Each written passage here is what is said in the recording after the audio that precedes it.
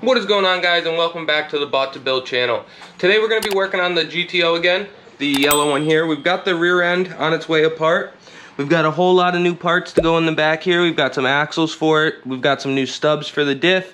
We're going to drop the control arms and replace the bushings in those. We're going to drop the whole cradle, replace all those bushings, and we're even going to drop the diff. We've got a nice G-force diff brace that we're going to be putting on here. And a whole bunch of other stuff. We got some Viking shocks that are going to go on it. So let's go ahead and dive right in. All right, watch your eyes. What are you doing? I'm going to be using this impact gun. All right. Okay.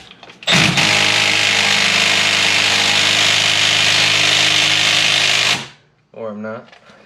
You gotta break them loose first, probably? Yeah, I'll get a bigger gun before I do that.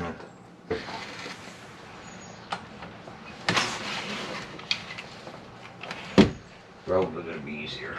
Take it off the back.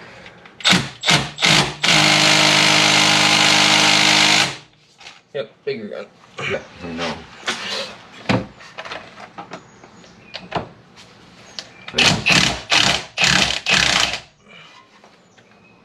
Better? Yeah.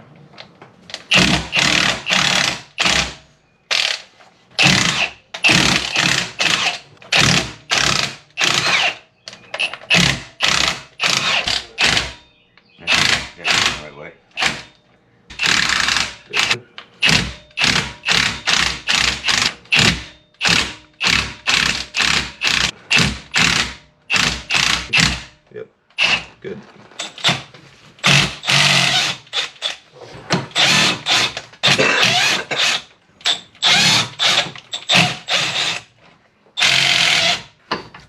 Trying to find out which right one. There.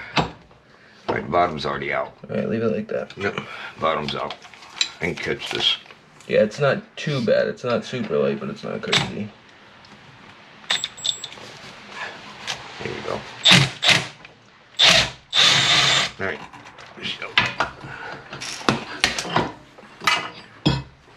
There. It's got grease all over this. Oh. The outer side. Yeah, I was just looking at that. The outer side's leaking something. Yeah, right here. Might end up having to do a wheel bearing while we got it out. Yep. So while we're under here, guys, I'm going to show you something that some of you might not know is here.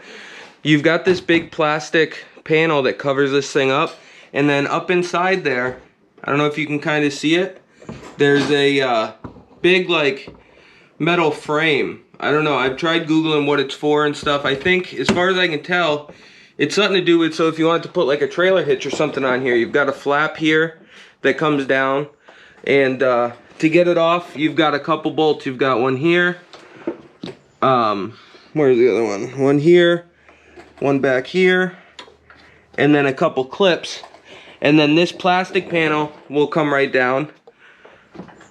And then I'll show you what's up there. You can take these things off. It doesn't really do anything for you. It's just a good little weight savings trick. So let's get this panel out of here and I'll show you what it looks like. Alright, guys, so once you get that plastic plate or cover out of the way, then you've got this guy up here. And I'm sure it doesn't weigh all that much, but a few pounds is a few pounds. So let's go ahead and take this bolt, this one, and this one out, and we'll get that thing out of there. Alright, guys, so like I showed you, we got that plastic panel out of there. And then this is that piece of metal I was telling you about. Still not 100% sure what exactly it's for. Some places online say it could be for like a trailer hitch type deal. Not really sure. So that's some free weight reduction for you. Let's get back to getting this cradle out of this thing. Alright, guys, so we got the toe arms out of here. The spring shocks, all that good stuff. We got the axles out. We were going to try to drop the diff on its own, and the control arms on their own, but after looking at the mounting locations and stuff, we're thinking that it's going to be easier for us to just take this whole cradle out as one unit. You've got a mount over here with a couple smaller bolts that we're going to drop first, and then we'll drop the main bolt. And then we're going to also loosen the stock diff brace here. These 4 bolts, there's 2 on each side. And we're going to try to lower this thing with a jack all at once. So I'm going to get to working on those front cross member bushings, and we'll go from there. Alright, so we've got the whole rear cradle out. We've got the the diff and all that good stuff out. The front cradle bolts for the bushings were kind of a pain. My Milwaukee impact gun didn't even want to take it out, so we had to use a breaker bar. That was kind of fun. But we'll make sure that when we go back together, we'll show you guys step by step how to put it back together, and we'll give you some torque specs with everything. But we've got the whole cradle out here. Now we're going to go ahead and disassemble the control arms, which are going to be this bushing, and then the same thing on the other side, because we have some new bushings coming from here. We're going to put the adjustable ones for camber, and then the fixed ones where the toe adjustment would go, because we have those adjustable tow bars in the back. I think we are going to take this diff off of here. We have the new stubs to put in here, and then we're going to clean this all up and paint it, as well as the control arms. We're also going to be doing some clearancing right in here for our 15-inch drag wheels, as well as up in here. We're going to be cutting this lip back quite a bit so that we can fit the bigger wheels. So let's go ahead and start by taking the control arm bushings out and go from there. So we got all this stuff out yesterday, and today I took everything outside and washed it up with the power washer and some super clean.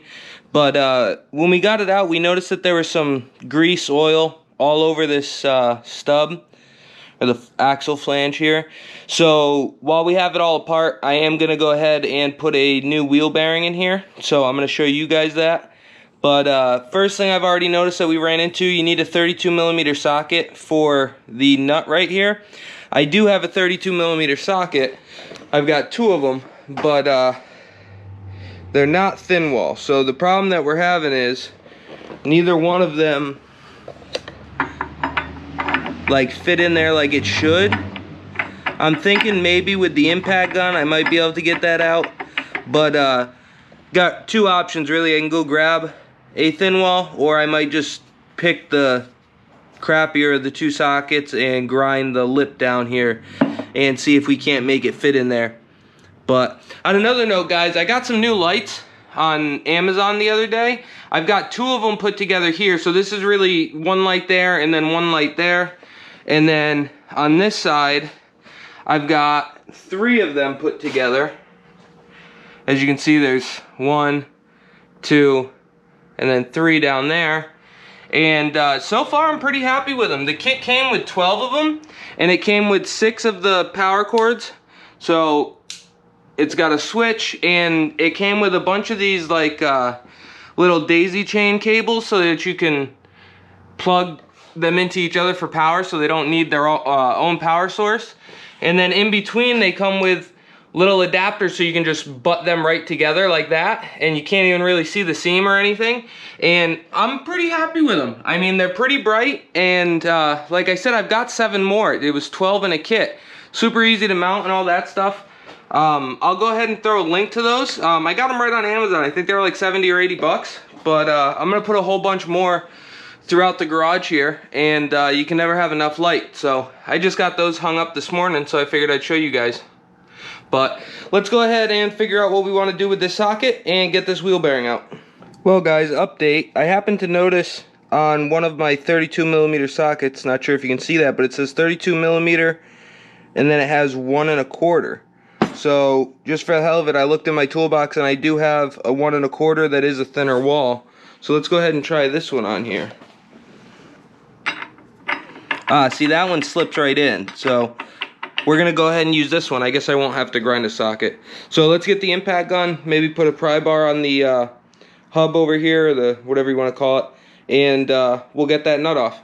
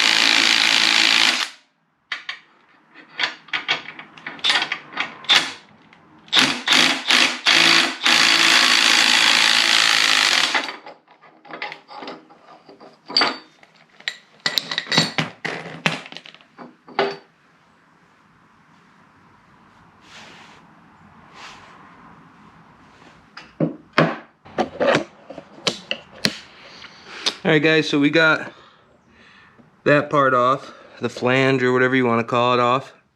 And then we've got this guy that we've still got to press out, or I haven't really 100% decided how I want to do this yet.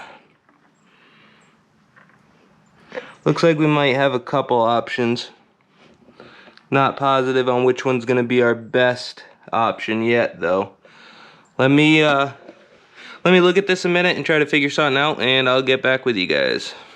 So after looking at it, I don't know if you guys can see in there, but there's a bolt there, one on the other side, and then there's, it's hard for me to show you guys, sorry, but there's a Torx bolt in there too. And I think what our best bet's gonna be is to take those 4 bolts out. They're these right here. And go ahead, take those out and try to get this backing plate out of here, because then at least I should be able to throw this in the press and pop that thing right out, which I wasn't gonna do the press, but after thinking about it a little bit, to get the actual bearing that's in there out, the press might be our only option anyways, so I might as well get this thing ready. Alright guys, so as you can see, we got the spindle off here. Sorry I couldn't show you step by step, I just didn't have enough hands and it was a rather pain in the butt. So normally you would have the bearing inside here, and this spindle goes through the bearing and rides like that. I showed you how we took the inner flange off, and then what I had to do was I used my 2-jaw puller and I grabbed onto the control arm here and on the other side down there, and I was able to push this guy out. It was not easy, but do not hit this with a hammer because you will mess up the threads. I even put the nut on it and was hitting it with the hammer, and I was careful about it, and it still screwed the threads all up to where I couldn't get the nut on at all. So as you can see, this morning I spent some time with some files. I got it all cleaned up. The nut goes up and down now, no problem. Well, your bearing would normally ride in here, and when you put the control arm in the press and you push this bearing out, usually this is all you're left with. Well, when you push this out, this race gets stuck on here. So you could use like the tool that they use for manual transmissions in the press, where it's got like the 2 jaws that clamp on here, if you could get under this, but I don't know if you'd be able to. So I tried a hammer and chisel, it was not going to work. So what I ended up doing was, I don't know if you guys can see it there, but I made a slit on each side, there and on the other side, and then widened it out with my die grinder, and then I took my jaws from my puller and I ground them down a little bit so that they just barely would fit in there with enough to grab onto. And then we put them inside of our slots, and then we use this to hold our jaws together real tight. And luckily with the impact gun on here, it was just enough to break that free and get it off. So we did get that off. I've got the threads fixed. The next thing we're going to do is start working on the control arm. So as you guys know, we have all new poly bushings coming from BMR for the subframe and both control arms. So we've got to push these guys out still. And then I've got to do a bunch of clearancing here. I'm not sure if I'm going to cut it right back and then just weld the seam back up, or if I'm going to leave their weld and just grind out as much as I can. We're going to have to make quite a bit of room for the 15-inch drag wheels that we're going to run, but we're going to see how it goes. I think I'm just going to start notching it first and see how much I can get out of it and still have this weld be decent, and we can always get to this on the car. So even if I have to take out more later, we'll be fine. So let's go ahead and get this thing set up, and I will get the grinders out and we can start cutting. One thing I did want to mention quick, guys, I forgot to mention it before, is that before you can press the bearing that goes in there out, you've got to take this snap ring out. So I just wanted to remind you guys, just in case you didn't see it, but just pop this snap ring out of there, and then you can push the bearing out from the back. So all right, let's get on to working on this control arm.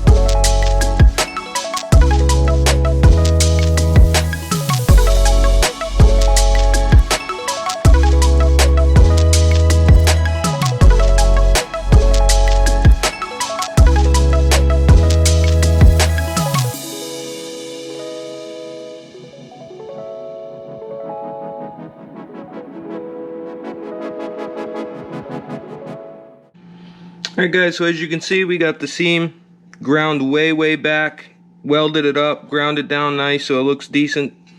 We got both of those done. So I was able to get these crossmember bushings pressed out here a little while ago. I didn't have an extra hand. The hardest part was holding this big thing up. I used a step ladder. I would set one end on that and the other end in the press.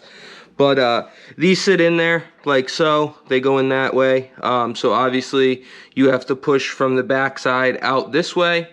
And with the press, they came right out. So it wasn't too bad. These are what the stock bushings look like. They're kind of a strange design too. As you can see in there, I don't know if that's so that you can align the cradle with the special cradle alignment tool. But they're kind of like a crappy little flimsy rubber, so I can see why people complain about them and say they're soft. I mean, they're soft.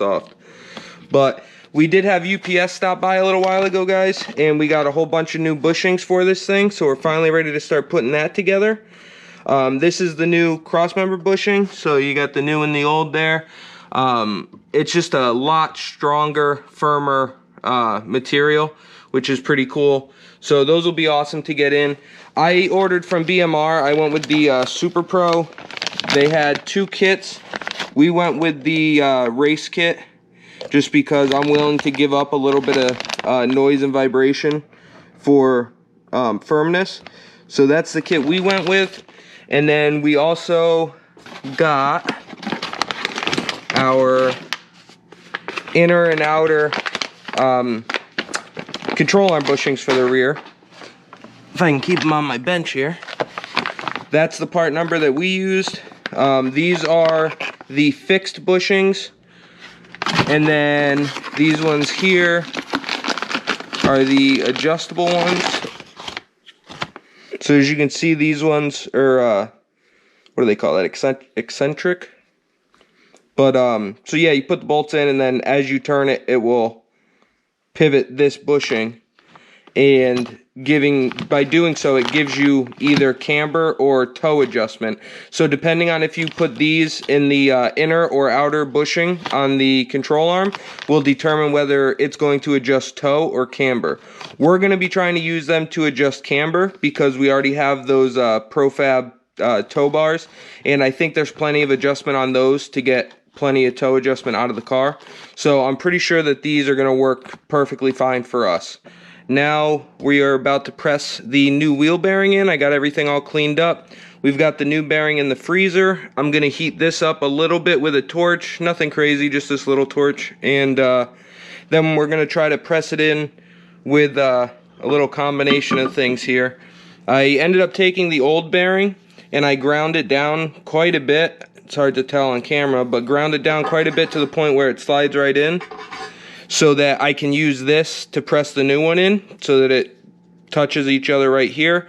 Because I was going to use something like these here, but to me, I had this around. One of those didn't actually fit in the bore. I'd have to grind it, so I figured I'd grind the old bearing instead. I think it's going to work out good.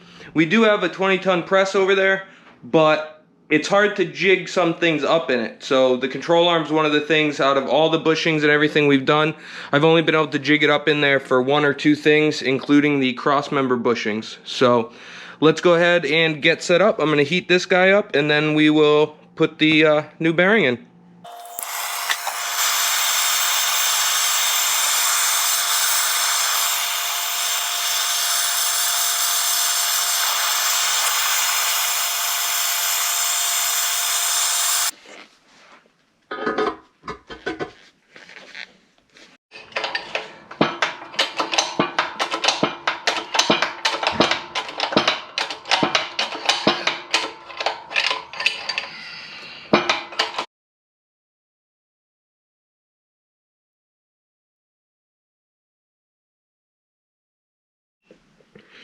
Alright guys, so as you've seen, I did end up swapping over to the press. I was having issues with this thing. It kept trying to like kick out of here funky. And then I had this in the freezer obviously, and I heated this up, so I was kind of trying to rush while they were both still different temperatures to try to get it done. And I basically just thought about it. I was like, oh, well, why don't I just put the bearing on the press and then press this from the backside onto it? Because before I was looking at trying to jig up the back and then press the bearing in, but instead we pushed this onto the bearing. So it ended up working. Kind of a pain in the butt. They do have a special tool. I think it's like a Kent Moore tool or something. They make a special tool to do this on the car. But I don't know. It worked. So let's go ahead and start getting some of the other parts back together, and then we can get these things ready for paint.